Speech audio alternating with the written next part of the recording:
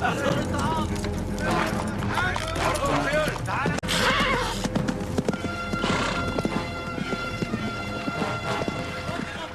I'm Andrew Corbett. Welcome to Jeremiah part 55.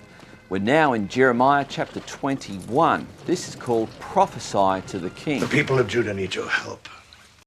Jehoiakim is far too ill to deal with the Babylonians. Do you think the people would have me as their king? If not you, who? Jehoiakim, your brother's son. Nebuchadnezzar might just as well proclaim himself as king of Judah. I will send an embassy of submission to King Nebuchadnezzar. And you must persuade your brother's son to turn himself in, along with his mother and all those of his family, to save the city. The Babylonians will deport them. And they will surely proclaim you as the new king of Judah. When the king of Babylon first came into Jerusalem and took away captives, including the then king of Judah, he installed the king's uncle, Mattaniah, as king and named him King Zedekiah. And it's this king that is now sending these messengers to Jeremiah, wanting to stave off another invasion by Babylon. Now, Mattaniah.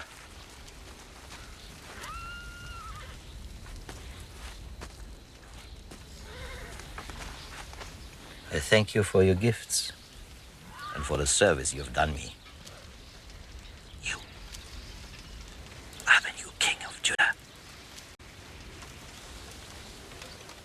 Your name will be Zedekiah. So this is the Zedekiah we're now talking about. So this is what's happened. This has just kind of happened. There's another couple of things that have happened, and I want to hopefully show you those as well. Verse 1 sets the scene. This is the word that came to Jeremiah from the Lord when King Zedekiah sent to him Pashur, the son of Malchiah, and Zephaniah the priest, the son of Messiah, saying, "Inquire of the Lord for us, for Nebuchadnezzar, king of Babylon, is making war against us. Perhaps the Lord will deal with us according to all his wonderful deeds, that he will make and make him withdraw from us."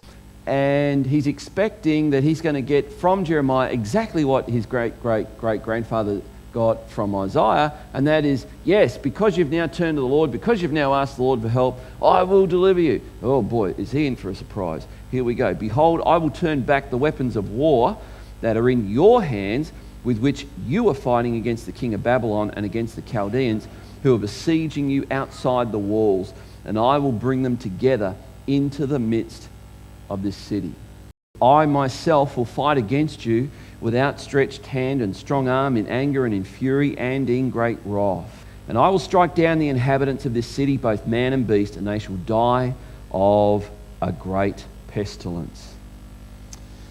Okay, so there's our 6 verses. Let's ponder what's happening here. Jeremiah's hearing that word. I mean, you imagine you hear that word. And now the king says, what is the word of the Lord? And you're thinking, this guy's got an army. If I say the wrong thing, he could deal with me swiftly, very swiftly. Here's the question. Who do you fear most? The king or God? Whose opinion matters most to you? Let me speak particularly to young men. Who is going to speak today to kings, presidents, and prime ministers? Who's going to do it? Who's going to speak the word of the Lord? Jeremiah's presenting a God who's all-powerful, who says, it's not the Babylonians coming against you, it's me. I'm using them. It's me. I'm coming against them. And here's the question. Will you worship this God that you may not like, even though the Bible presents him as all good, all loving, all powerful, all righteous? A.W. Tozer said, God will rarely use a man that he hasn't broken first. If he breaks you, will you still love him and trust him? Well, that was Jeremiah part 55. Talk to the king, speak to the king. And in this section, there's a real challenge for us to understand that we have an obligation to speak the truth to people, to do it winsomely, not to create an obstacle because of our manner, our posture, our demeanour, our temperament, even before people have heard our message. And Jeremiah seemed to do this very well.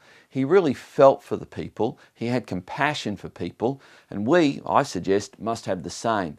Out of compassion for people, we must warn them. We must tell them that there is a God before whom one day they will stand and give an account of their lives. If you'd like your own copy of this DVD, you can order it in our shop at lagana.org or findingtruthmatters.org. We'd love you to watch not only this DVD or to screen it before your church or your small group, but to also get the other DVDs in this series. This forms part of a 200 DVD series on the book and prophet of Jeremiah. It's so critical to understand biblical theology, and Jeremiah covers every major doctrine of Scripture. I'm Andrew Corbett. Thanks for watching this video.